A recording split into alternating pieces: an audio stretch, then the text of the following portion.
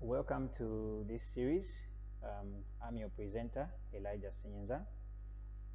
We are calling our presentation Business Beyond the Strategic Plan, Understanding the 5 Pillars of Organizational Transformation. Understanding the 5 Pillars of Organizational Transformation. Now, there are 5 pillars which must be in place if a business is going to successfully transform. That's number 1. There are 5 pillars which must be in place if a business is going to successfully transform. We are living in a time when the world has been faced with many challenges and the business landscape has changed, and it is incumbent upon business leaders to ensure that they read the environment, understand what is happening exactly to the economics of the environment, and then begin to reshape their organizations to suit the environment and to harness the opportunities that are being presented by the time and the season. So what we are saying is there are 5 pillars of organizational transformation, and these are: number 1, leadership; number 2, people management; number 3, organizational structure, that is how you structure your organization; then number 4, decision making; then number 5, organizational culture. In this series, we are going to talk about all these 5 pillars of organizational transformation, and then we begin with the aspect of leadership. Now, I must mention that these principles, these 5 concepts, are not just about transformation, but they are also useful for those business leaders who are implementing strategic plans. You might not really be aiming to transform your organization in any way, but you probably are just implementing a strategic plan and have faced challenges during the implementation process. One of the reasons why many organizations fail to implement their strategic plans is simply because there are deficiencies in these 5 pillars of organizational transformation. So as we go through this series, my encouragement to you is that you understand it both from the strategic plan implementation end and also from the organizational transformation end. So we begin with pillar number 1, leadership. So the question that I want to begin with is, what is leadership? What is leadership? There are many definitions of leadership, which different people have given. I think there are hundreds and thousands of definitions of what leadership is. I have just picked 4 common ones, which I want us to look at just to give us an idea of what we are talking about in this presentation. The following people had this to say about leadership. Number 1, John Maxwell.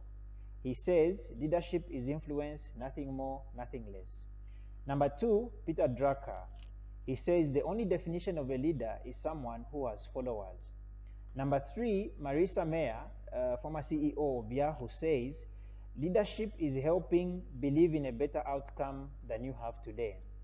Then Miles Monroe, the great teacher of leadership, also said, leadership is the capacity to influence others through inspiration, motivated by passion, generated by vision, produced by a conviction, ignited by a purpose.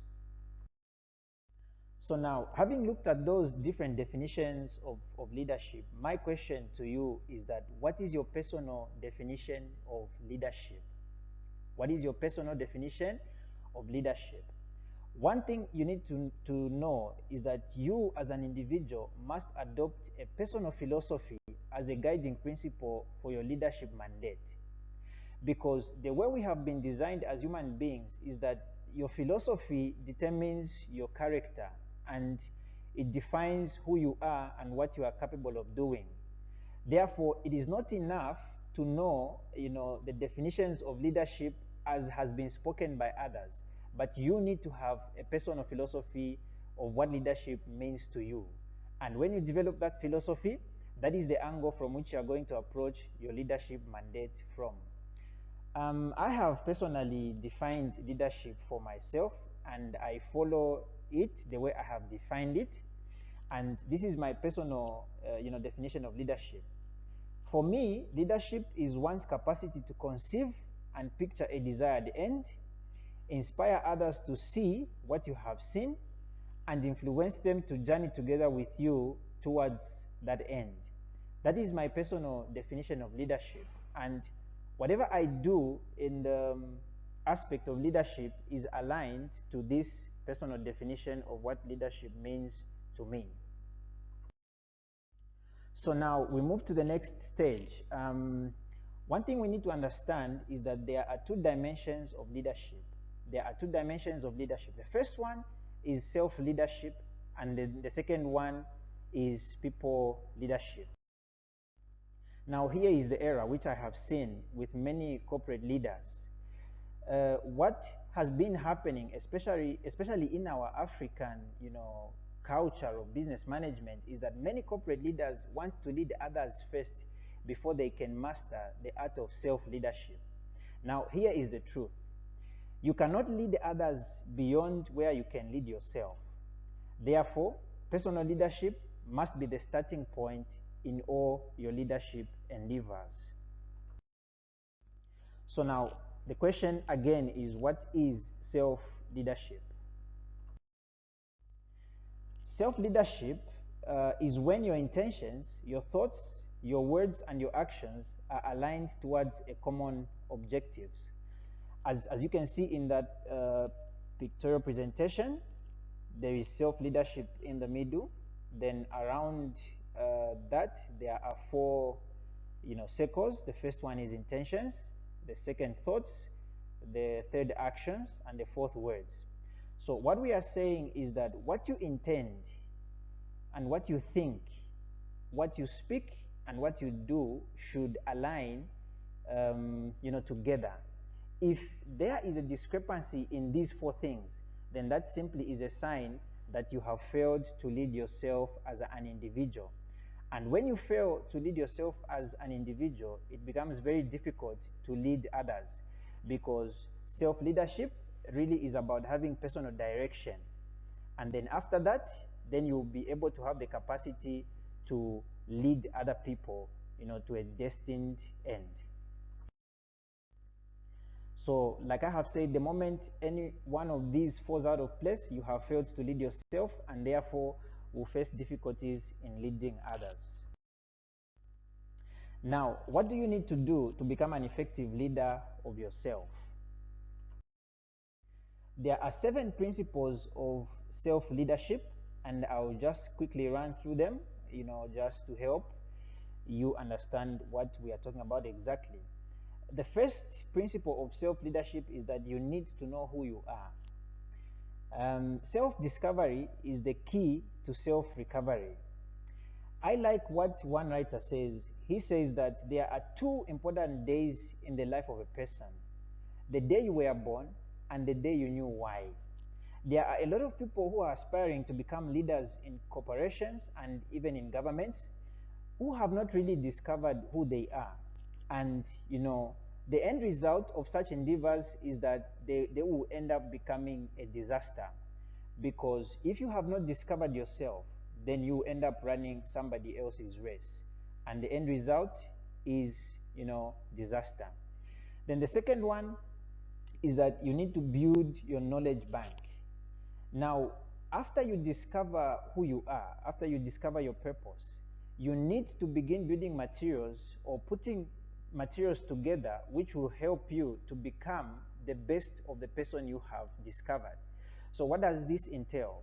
This entails that you need to become a reader. You need to become, somebody who is passionate about reading books, articles that are related to your field of specialty, so that you can grow as an individual and become a better person in your area of function. I like this saying that if you cannot be a reader, you cannot be a leader. So you need to build your knowledge bank, have a library, use your mobile phone, your laptop, whatever, build, collect as much materials of what you're supposed to learn, and spend time devouring that information. Become a better person. Learn new things every day. Then as you do that, you become a better leader of self. Then number 3, determine your disciplines.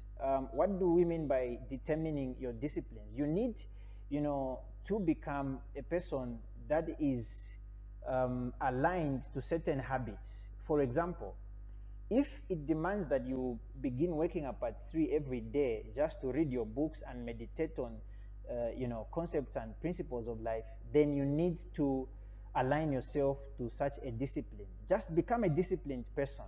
When you say you should read, you should read. When you say you should, probably write a book or whatever, you must be disciplined to do that. It is a gateway to self-leadership. Then number 4, define your philosophy. Remember earlier on we talked about developing your own leadership philosophy. So you need to have a basis on which you live your leadership mandate. What is your philosophy? How do you believe things should be done in your leadership mandate? What results do you expect to achieve when you do those things the way you feel they should be done? So you need to define your philosophy, have beliefs and concepts which will guide you to achieve your leadership mandate and ultimately become the person that you have discovered yourself to be. Then once you have defined your philosophy, you need to refine your philosophy. Now, what do I mean by refining your philosophy? What I mean is that you need now to begin not only just to read materials anyhow, but read materials that are related to your field so that you can refine the knowledge and the concepts which you have accumulated. So you need to constantly, this journey of leadership, reading is something that you can never run away from. So you need to refine your philosophy. How do you do this? By reading people who are walking or who have walked the path that you are also desiring to walk. If you are a leadership teacher like me, read John Maxwell, read Miles Monroe, read the writers that have written about leadership. You are refining your philosophy. And as you refine your philosophy, you are becoming a better person. And you realize that your thoughts, your words, your actions, and your intentions will begin to align to each other. The more you read, the more you become a unified person, and the better leader of self you become. The number 6, if you are going to become a good leader of self, you need to learn to hold yourself accountable. Now, what do we mean by holding yourself accountable? Number 1, you should be able to hold yourself accountable to principles of success and life.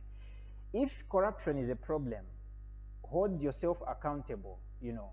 If time management is an issue, you should hold yourself accountable. If you say, I must do this, let's say a report, I must do it by 10, make sure you do it by 10 hours. Hold yourself accountable for time. Hold yourself accountable for results. Hold yourself accountable for failure. Hold yourself accountable, to a level where you are ready to reprimand yourself for failure to do something which you said you must do. It is a key principle in attaining, capacity to lead yourself. Then the 7th and the last one is that you need to create boundaries. Now, what do I mean by boundaries? A boundary is a limitation to certain things, meaning that you cannot just be everywhere, anytime, anyhow, doing whatever you feel like doing. No. I'll give an example. When you look at an athlete, athletes live a life that is limited to certain things. They don't eat anyhow, they don't drink anyhow, they are not found anywhere, doing whatever they feel like doing, but they are disciplined to a particular kind of a life. So if you are going to be a good leader of self, you need to create boundaries. You need to have limitations. There are things which you need to say, this I cannot do, this I will never do. This kind of people I should never, interact with and be found with. You need just to create boundaries that will keep you to what you're supposed to be doing in your life and in your leadership mandate. So I think that is what we had for now. In the next presentation, we will talk about people leadership. Remember, we said there are two dimensions of leadership. There is self-leadership and there is people leadership. So in the next presentation, we will dig into the details of what people leadership, talks about. To get more of our materials, you can visit any of the following platforms or contact us on the details below. That is on our Facebook page at africa.economic.dream. Then you can also get the information from my personal Facebook page, elijah.sinyenza. Then you can also visit our YouTube channel, Transform Africa Leadership and Business Consultants, or you can visit my personal YouTube channel, Elijah Sinyenza. Then if you want to send an email to us, you can get in touch with us on those details below, transformafrica.lbc@gmail.com or elijahsinyenza@gmail.com. You can also call us on our mobile 0977-793-584, or you can get in touch with us on 0964-805377. We are Transform Africa, and our motto is to pioneer growth in a constantly changing world. Thank you. See you next time.